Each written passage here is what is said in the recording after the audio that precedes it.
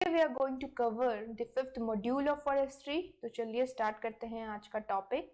तो आज का जो टॉपिक है वो है वेस्टलैंड। वेस्टलैंड के बारे में आज जानेंगे कि इंडिया में जो वेस्टलैंड है वो किस तरह से जो है डिस्ट्रीब्यूटेड है। पर उससे पहले जानते हैं वेस्टलैंड क्या होता है। देखिए, wasteland land area which is unused और which has a certain constraint to use it. ठीक है, कोई भी एरिया जो कि अनयूज्ड है, यूज में नहीं है या वैकेंट छोड़ा गया है due to some reason, due to some constraints on that land, that particular land, तो उसे कहा जाता है वेस्टलैंड। अब देखिए, यहाँ पे एक और टर्म जो है वो रेज होता है, डिग्रेडेड लैंड। देखिए, वेस्टलैंड और डिग्रेडेड लैंड में डिफरेंस है। अगर मैं वेस्टलैंड की बात करूं तो कोई भी एरिया जो अनयूज्ड है उसे वेस्टलैंड कहा जाता है, या उसे यूज नहीं किया जा सकता for certain reason, for certain due to some constraints, कुछ लिमिटेशंस के कारण जो है उसे यूज नहीं किया जा सकता, तो उसे कहा जाता है वेस्टलैंड। बट डिग्रेडेड लैंड होता है जो लैंड होती है अपनी जो कैपेबिलिटी होती है प्रोड्यूस करने की, वो जो लैंड है लॉस कर चुकी होती है, उसे कहा जाता है डिग्रेडेड लैंड। मतलब it is not capable to produce anything. Degraded मतलब का मतलब होता है कि उसकी जो कैपेबिलिटी है वो लॉस हो चुकी है, वो किसी भी जो है वो लैंड किसी भी काम की नहीं है, तो उसे कहा जाता है डिग्रेडेड लैंड। ठीक है, तो ये डिफरेंस है दोनों वेस्टलैंड में और डिग्रेडेड लैंड में, दोनों ही अलग अलग टर्म है। चलिए तो मूव करते हैं इंडिया की वेस्टलैंड की तरफ कि इंडिया में जो है टोटल एरिया। देखिए, इंडिया में जो टोटल वेस्टलैंड है इंडिया में वो है अराउंड 4,67,021.16 स्क्वायर किलोमीटर का जो एरिया है इंडिया का, वो अंडर जो है वेस्टलैंड है। और ये है हमारा जियोग्राफिकल एरिया का 14.75%। 14.75% जो है हमारे जियोग्राफिकल का एरिया जो है वो वेस्टलैंड के अंदर आता है। देखिए, अगर मैं आपको पुराना जो लास्ट डेटा है उसके बारे में बताऊं तो वो जो उस समय जो है अराउंड 16% जो लैंड था वो वेस्ट लैंड था। तो अभी जो है हमारे पास 14.75% जो है एरिया वो वेस्ट लैंड है। तो it is a good news कि जो वेस्ट लैंड है वो जो है रिड्यूस हुई है, उसका जो एरिया है वो रिड्यूस हुआ है। इट मीन्स कि जो एरिया है वो यूज में आया है, प्लांटेशन में आया है, फॉरेस्ट कवर उसमें इंक्रीज हुआ है, या जो भी है उसे एग्रीकल्चर प्रैक्टिस के लिए यूज किया गया है या फॉरेस्ट कवर के लिए यूज किया गया है। तो इस तरह से जो है वेस्टलैंड हमारे इंडिया में अभी तक रिसेंट डेटा के अकॉर्डिंग जो है वो डिक्रीज हुआ है। और ये जो डेटा है ये 2011 का डेटा है। तो अगर नया डेटा जो है आता है तो उसमें जो है आपको अपडेट मिल जाएगा। पर फॉर नाउ ये डेटा अवेलेबल है तो वो आपको दिया जा रहा है। तो उसके अकॉर्डिंग जो इंडिया का अभी तक का वेस्टलैंड है, ओवरऑल जो वेस्टलैंड है उसमें जो है रिडक्शन आया है। ठीक है, अराउंड 16% से देखिए 14% आ गया है एरिया, जियोग्राफिकल एरिया का 14% है नाउ। तो ये जो है टोटल वेस्टलैंड है। अब बात करते हैं कि इंडिया में जो स्टेट हैं उनमें से सबसे ज्यादा जो वेस्टलैंड है वो कहाँ है। तो Rajasthan has the maximum area under wasteland. Rajasthan का जो मैक्सिमम एरिया है, या राजस्थान में मैक्सिमम एरिया जो है वो वेस्टलैंड के अंदर आता है। अराउंड आपका 84,929.10 स्क्वायर किलोमीटर का जो एरिया है राजस्थान का वो अंडर वेस्टलैंड है। ठीक है, तो राजस्थान जो है लीडिंग स्टेट है जिसका वेस्टलैंड में पहला नंबर है। राजस्थान के बाद जम्मू कश्मीर है और जम्मू कश्मीर के बाद जो है वो महाराष्ट्र है। तो ये 3 स्टेट हैं जिनमें जो है ज्यादा जो एरिया है वो वेस्टलैंड में है। चलिए नेक्स्ट बात करते हैं उन स्टेट की जिनमें अभी तक जो है बहुत ही हाई रेट से जो है वेस्टलैंड का जो एरिया था वो इंक्रीज हुआ है। तो देखिए, अरुणाचल प्रदेश में अभी तक बहुत ही हाई रेट से जो वेस्टलैंड था वो एरिया इंक्रीज हुआ है। अराउंड अगर इसका लास्ट डेटा की बात की जाए तो इसमें जो है अराउंड 5743 स्क्वायर किलोमीटर का एरिया जो था वेस्टलैंड में था। बट अगर रीसेंट डेटा की बात की जाए तो इसका अराउंड 14,895 स्क्वायर किलोमीटर का जो एरिया है वो अंडर वेस्टलैंड आ चुका है। तो बहुत ही बड़ा जो है इसमें इंक्रीज हुआ है, बहुत ज्यादा जो है इसके अंदर वेस्टलैंड इंक्रीज हुआ है। उस टर्म पे अरुणाचल प्रदेश का जो लास्ट डेटा है उसमें अगर उसको कंपेयर करें तो अराउंड 6.606% जो एरिया था टोटल जियोग्राफिकल एरिया वो अंडर वेस्टलैंड था। But according to recent data 17.79% जो एरिया है टोटल जियोग्राफिकल एरिया जो है वो अंडर वेस्टलैंड आ चुका है। तो ये देखिए बहुत ही ज़्यादा इंक्रीज हुआ है अरुणाचल प्रदेश में पिछले कुछ सालों में। तो अरुणाचल प्रदेश जो है उसमें बहुत ज़्यादा एरिया जो है इंक्रीज हुआ है। देखिए अरुणाचल प्रदेश में एरिया इंक्रीज होने के बहुत सारे रीज़न हैं। अरुणाचल प्रदेश जो है, अरुणाचल प्रदेश में जो अरुणाचल प्रदेश है एग्रीकल्चर पे डिपेंडेंट है, और एग्रीकल्चर प्रैक्टिस को करने के लिए जो है ये शिफ्टिंग कल्टीवेशन को बहुत ही ज़्यादा अमाउंट में प्रैक्टिस करते हैं। शिफ्टिंग कल्टीवेशन मैंने आपको बताया था, जिसमें रोटेशन ऑफ लैंड किया जाता है, और for that large area of the forest has burned, जो फॉरेस्ट है वो जलाए गए हैं फॉर शिफ्टिंग कल्टीवेशन, और जलाए जाते हैं शिफ्टिंग कल्टीवेशन की प्रैक्टिस को करने के लिए। बहुत सारे लार्ज जो एरियाज हैं फॉरेस्ट हैं उनको काटा जाता है, उन्हें डिस्ट्रॉय किया जाता है, और जब वो लैंड वैकेंट हो जाती है फिर उसमें जो है एग्रीकल्चर प्रैक्टिसेस को प्रैक्टिस किया जाता है। बट इससे क्या होता है कि आफ्टर सम टाइम जो एग्रीकल्चर प्रैक्टिस करने के बाद जब सॉइल की जो फर्टिलिटी होती है वो रिड्यूस हो जाती है, डिक्लाइन हो जाती है, सॉइल जो डिग्रेडेड हो जाती है, उसके बाद उस लैंड को छोड़ दिया जाता है। और एक लैंड जो है रिकवर करने में बहुत ही लंबा टाइम जो है लेती है, या यूँ कहे कि वो क्या है रिकवर नहीं हो पाती अगर रिपीटेडली उस लैंड में ऐसी प्रैक्टिसेस हो रही हैं, तो वो जो है बहुत ही हार्मफुल होता है। तो ये सबसे बड़ा रीज़न है अरुणाचल प्रदेश में जो है वेस्ट लैंड का इंक्रीज होने का। ठीक है, तो अरुणाचल प्रदेश जो है अभी तक सबसे ज़्यादा जो है अरुणाचल प्रदेश में जो है वेस्टलैंड इंक्रीज हुई है। सेकंड नंबर पे है बिहार। बिहार में भी जो है अभी तक वेस्टलैंड बहुत ज़्यादा इंक्रीज हुई है कंपैरिजन टू लास्ट डाटा। और थर्ड नंबर पे है जम्मू एंड कश्मीर। तो ये 3 स्टेट हैं जहाँ पे अभी तक जो वेस्टलैंड है वो बहुत ही अधिक मात्रा में बढ़ा है, जो कि एक बहुत ही बैड साइन है for the ecosystem, for the environment. ठीक है, तो ये था आपका third point.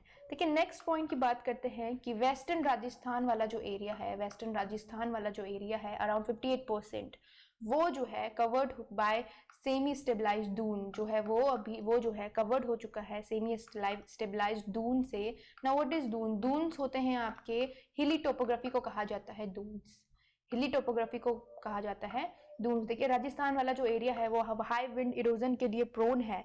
High wind erosion और जो कोस्टल वाला एरिया है, कोस्टल एरिया जो कि कोस्टल रीजन है, coastal region and Rajasthan and coastal region जो है ये सीरियस प्रॉब्लम फेस कर रहे हैं विंड इरोजन का। तो यहाँ पे जो है विंड इरोजन हैवी अमाउंट में जो है विंड इरोजन होता है, which is very harmful for the upper layer of the soil, क्योंकि अपर लेयर जो सॉइल की होती है, जो फर्टाइल लेयर होती है, वो जो है इरोड हो जाती है, जिससे जो नीचे की अनफर्टाइल लेयर होती है which does not produce anything, जो कैपेबल नहीं होती है प्रोड्यूस करने के, तो उससे जो है आपकी अपर सॉइल प्रोफाइल को जो है बहुत ही ज़्यादा जो है नुकसान पहुंचता है। तो ये है राजस्थान में जो ये लिमिटेशंस हैं अराउंड अबाउट द सॉइल। तो राजस्थान जो है विंड इरोजन के लिए प्रोन एरिया है, राजस्थान एंड कोस्टल एरिया, जो कोस्टल एरियाज हैं हमारे, उनकी बात हो रही है। चलिए, तो ये थे जो वेस्टलैंड है इंडिया में डिफरेंट स्टेट में, और जो 3 स्टेट मैंने आपको बताए वेस्टलैंड में जो है लीड कर रहे हैं। राजस्थान पहले नंबर पे है, उसके बाद आपका जम्मू कश्मीर एंड देन महाराष्ट्र। ठीक है, और अभी तक जिन एरियाज में जो है इंक्रीज हुआ है वो भी मैंने आपको बता दिए हैं, तो इन्हें आप ध्यान में रखेंगे। तो चलिए मूव करते हैं नेक्स्ट स्लाइड की तरफ। चलिए नेक्स्ट स्लाइड में बात करते हैं नेशनल वेस्टलैंड डेवलपमेंट बोर्ड की। देखिए नेशनल वेस्टलैंड डेवलपमेंट बोर्ड जो है वो 1985 में एस्टेब्लिश किया गया था under the ministry of forest and environment. Forest and environment के अंदर जो है ये एस्टेब्लिश हुआ था, और इसका ऑब्जेक्टिव था to tackle the problem regarding degraded land और रिस्टोरेशन ऑफ द इकोलॉजी। तो इन सारी चीज़ों को टैकल करने के लिए जो है नेशनल वेस्टलैंड डेवलपमेंट बोर्ड को बनाया गया। और इसके अकॉर्डिंग जो वेस्टलैंड है वो 2 टाइप की होती है, एक होती है कल्टिवेबल और दूसरी होती है अनकल्टिवेबल। ठीक है, तो 2 टाइप की जो है वेस्टलैंड होती है। पहली बात करते हैं कल्टिवेबल वेस्टलैंड की। देखिए कल्टिवेबल वेस्टलैंड जो होती है इसमें सर्टेन लिमिटेशंस होती हैं, but it is able to produce the crop और एनीथिंग जो आप इसमें ग्रो करना चाहते हैं वो प्रोड्यूस कर सकती है, तो उसे कहा जाता है कल्टिवेबल वेस्टलैंड। इसमें सर्टेन लिमिटेशंस होती हैं, जैसे गलीड और रेवेनियस लैंड्स जो होती है, जिसमें गलीज फॉर्म होती हैं ड्यू टू हैवी रेन्स और फ्लडिंग कंडीशंस के कारण। ठीक है, अनडुलेटिंग जो लैंड होती है, जो टोपोग्राफी होती है अनइवन होती है, तो वो भी जो है लिमिटेशन होता है, उसमें जो है आपको सर्टेन पैटर्न में जो है क्रॉप को लगाना पड़ता है। प्लेन जैसा जो होता है, प्लेन फील्ड नहीं होता है, टोपोग्राफी जो होती है अनइवन होती है, तो वो एक जो है लिमिटेशन हो जाती है क्रॉप ग्रो करने के लिए। ठीक है, वाटर लॉक प्रॉब्लम्स होती हैं, वाटर लॉक लैंड्स होती हैं, कुछ परमानेंट लैंड्स होती हैं जो अराउंड 6 मंथ से भी ऊपर जो है या अराउंड 1 ईयर तक जो है वाटर लॉक कंडीशंस में रहती हैं। कुछ जो होती है मॉडरेट होती हैं, अराउंड 6 मंथ तक जो है वाटर लॉक कंडीशंस में रहती हैं। तो वो सारी जो है एग्रीकल्चर के लिए, एग्रीकल्चर प्रैक्टिस के लिए या कोई भी क्रॉप ग्रो करने के लिए जो है वो सुटेबल कंडीशन नहीं होती है। तो ये सर्टन जो है लिमिटेशंस होती हैं कल्टिवेबल वेस्टलैंड में। पर विद सर्टेन मेजर्स और with certain practices, with certain management जो है यहाँ पे जो है कल्टिवेशन जो है वो पॉसिबल होता है। जैसे डिग्रेडेड फॉरेस्ट लैंड हो गया या शिफ्टिंग कल्टिवेशन वाला एरिया हो गया। ठीक है, यहाँ पे कुछ सॉइल मैनेजमेंट प्रैक्टिसेस के द्वारा जो है यहाँ पे फिर भी जो है कल्टिवेशन को किया जा सकता है। ठीक है, माइनिंग इंडस्ट्री वाले वेस्टलैंड हो गए वहाँ पे, तो यहाँ पे क्या है प्लांटेशन किया जा सकता है, एग्रीकल्चर प्रैक्टिस को किया जा सकता है। स्ट्रिक्टली अगर कुछ मेजरमेंट्स को फॉलो किया जाए, सॉइल रिक्लेमेशन की जो प्रोसेस होती है उन्हें फॉलो किया जाए, तो यहाँ पे जो है कल्टिवेशन फिर भी जो है पॉसिबल होता है। That's why it is known as cultivable wasteland. तो ये होती है आपकी कल्टिवेबल वेस्टलैंड। चलिए मूव करते हैं नेक्स्ट स्लाइड की तरफ।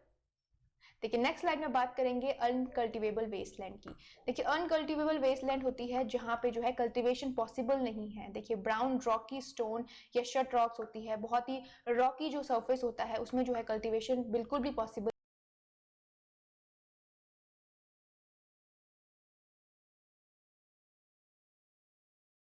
यहाँ पे सॉइल इरोजन का जो है बहुत ही प्रॉब्लम रहता है। स्नो कवर्ड एरियाज होते हैं, जो ग्लेशियर लैंड्स होती हैं, वहां पे भी जो है कल्टीवेशन बिल्कुल भी जो है पॉसिबल नहीं है। तो ये जो होती है ये होती है अनकल्टिवेबल वेस्टलैंड। तो दो टाइप की वेस्टलैंड्स होती हैं, कल्टिवेबल एंड अनकल्टिवेबल।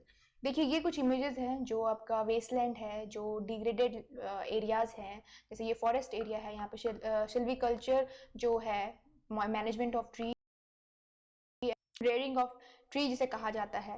ठीक है, सिल्वीकल्चर के अंदर आता है ये प्रैक्टिस। बट यहाँ पे जो है शिफ्टिंग कल्टीवेशन जो है यहाँ पे किया गया है, फॉरेस्ट को बर्न किया गया है और फिर वहाँ पे जो है एग्रीकल्चर प्रैक्टिसेस की जाती हैं। तो ये सारी जो है ड्यू टू दीज रीजन जो है आपका जो लैंड है वो जो है वेस्ट लैंड या डिग्रेडेड लैंड में कन्वर्ट हो जाता है। देखिए ये भी, यहाँ पे भी कोई वेजिटेशन नहीं है। यहाँ देखिए ये जो है land without any vegetation Baden है और वेस्ट है, किसी भी यूज़ में जो है नहीं लाया जा सकता। यहाँ पे देखिए थोड़ा सा वेजिटेशन है इस वाले इमेज में, तो इसको हम कल्टीवेबल लैंड कंसीडर कर सकते हैं कि यहाँ पे जो है सर्टेन मैनेजमेंट के बाद जो है यहाँ पे कल्टीवेशन जो है पॉसिबल हो सकता है। तो ये जो है इमेजेस हैं वेस्टलैंड की और डिग्रेडेड जो एरियाज हैं उनकी। देखिए नेक्स्ट बात करते हैं कॉजेज। जो कॉजेज हैं वेस्टलैंड के, वो क्या कॉजेज हैं कि किन कॉजेज के कारण जो है जो लैंड है वो वेस्टलैंड में कन्वर्ट हो रही है। देखिए सबसे ज़्यादा बड़ा जो रीज़न है वो है डिफॉरेस्टेशन। देखिए डिफॉरेस्टेशन जो ह्यूमन एक्टिविटीज़ हैं या इंडस्ट्रियल एक्टिविटीज़ हैं, अपने ओन बेनिफिट के लिए जो है बहुत सारा जो फॉरेस्ट कवर होता है उससे हर एयर होता है डिस्ट्रॉय कर दिया जाता है। ठीक है, फॉर एग्जाम्पल अभी भी जो है फॉरेस्ट बहुत ही ज़्यादा लार्ज अमाउंट में जो है हमारा फॉरेस्ट कवर जो है वो डिस्ट्रॉय हो जाता है। तो डिफॉरेस्टेशन जो है इसका बहुत ही मेन और बहुत ही सीरियस रीज़न है हमारा वेस्टलैंड में कन्वर्ट होने का। जो नॉर्मल लैंड है वेस्टलैंड में कन्वर्ट हो रही है ड्यू टू डिफॉरेस्टेशन और ओवर कल्टिवेशन भी रीज़न है आपका वेस्टलैंड फॉर्मेशन का।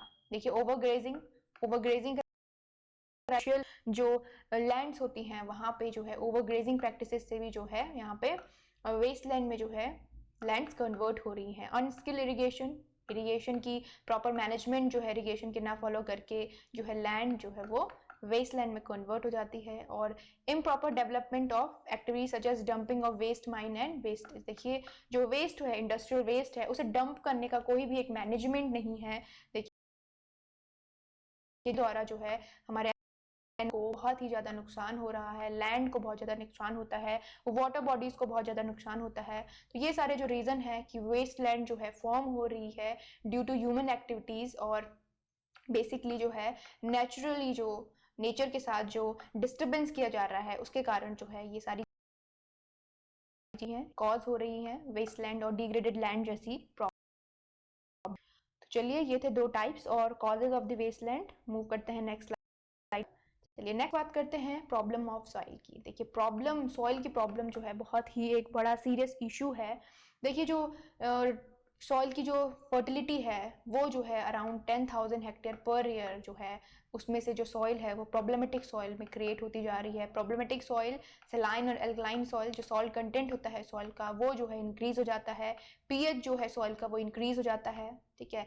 एक्सचेंजेबल सोडियम जो होता है सॉइल का वो इंक्रीज हो जाता है, जो कि प्लांट के लिए बिल्कुल भी सुटेबल नहीं होता है, ठीक है। तो ये सारी जो होती हैं प्रॉब्लमेटिक सॉइल होती हैं, सलाइन सॉइल, एल्कलाइन सॉइल, ये प्रॉब्लमेटिक सॉइल्स होती हैं। तो ये जो है डे बाय डे इंक्रीज हो रही है अराउंड 10,000 हेक्टेयर की रेट से पर ईयर जो है प्रॉब्लमेटिक सॉइल फॉर्म हो रही है, जो है इनसे प्रॉब्लम जो है क्रिएट हो रही है सॉइल को। देखिए अब सॉइल को जो है मैनेज करने के लिए या सॉइल वाटर कंजर्वेशन को प्रिजर्व करने के लिए कौन कौन से मेजर जो है फॉलो किए जाते हैं। देखिए डिफरेंट वेजिटेटिव मेथड जो है फॉलो किए जाते हैं कि सॉइल को जो है ट्रीट किया जा सके, उसे रोका जा सके। तो उसके लिए जो है स्ट्रिप प्लांटिंग की जाती है। स्ट्रिप प्लांटिंग जो कि इरोजन रेजिस्टिंग प्लांट जो होते हैं उनको जो है अल्टरनेटली जो है राइट एंगल इरोड होने से जो है बचा सकें, उसका इरोजन को रोक सकें, क्योंकि इरोजन से जो है बहुत ज़्यादा हार्म सॉइल को पहुंचता है। जो अपर लेयर होती है, जो प्रोडक्टिव लेयर होती है सॉइल की, वो जो है पूरी इरोड हो जाती है। तो जिससे जो है सॉइल लेयर्स को, सॉइल प्रोफाइल को बहुत हार्म पहुंचता है। तो उसके लिए जो है स्ट्रिप प्लांटिंग को जो है प्रैक्टिस किया जाता है। नेक्स्ट जो है रिटार्ड करती है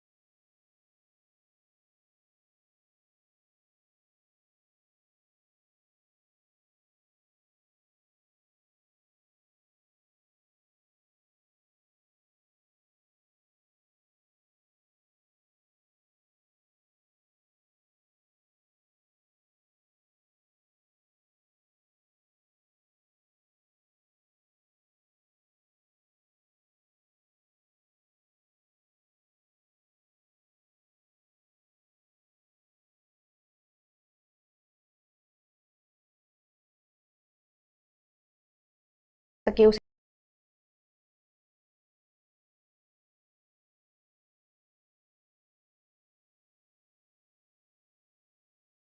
ऐसा स्टेट है जहाँ पे लार्ज एरिया में। तो ये सारी जो है रीजंस हैं जो जिससे, जो मैंने आपको बताया कि जिससे जो है हमारी वेस्ट लैंड फॉर्म होती है, और ये सारे रीजंस हैं जिनसे हम जो है इन्होंने वेस्ट लैंड में कन्वर्ट होने वाली लैंड को जो है बचा सकते हैं, इस रिस्क को जो है थोड़ा प्रिवेंट कर सकते हैं। तो ये था जो टॉपिक आज हमने डिस्कस करा, वेस्ट लैंड। इसमें जो डेटा है वो इम्पॉर्टेंट है, आपको पता होना चाहिए कि राजस्थान में सबसे ज़्यादा वेस्ट लैंड है, और अभी तक जो है सबसे ज़्यादा जो रिडक्शन आया है हमारे वेस्टलैंड में वो भी जो है राजस्थान में आया है।